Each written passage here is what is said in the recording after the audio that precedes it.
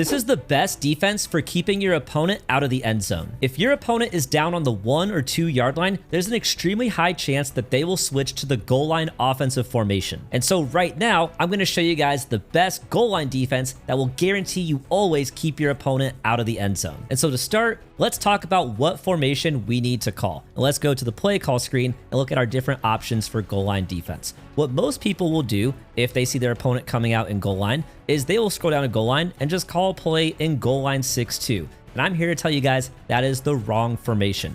You need to tab over to goal line 5-3. Goal line 5-3 is going to give you a nose tackle, and that nose tackle makes all the difference for stopping QB sneak, which is people's favorite play to run out of the goal line offensive formation. So we're going to call MLB Gap A in goal line 5-3. And we have the offense here in QB sneak.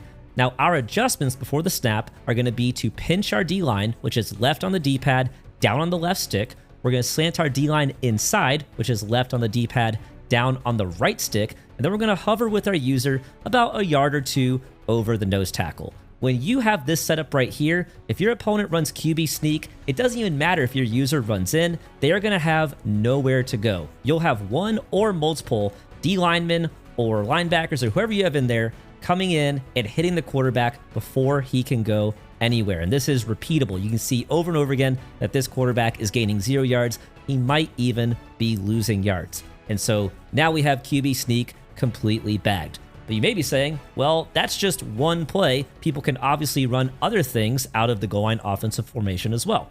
And so let's look at the other things that people will try to run. So maybe they try to run a little bit more outside with a power O. And in that case, we actually will need to make use of our user. And this is why we keep our user back here, is to keep our user free to flow left or right if our opponent runs something other than a QB sneak or a halfback dive.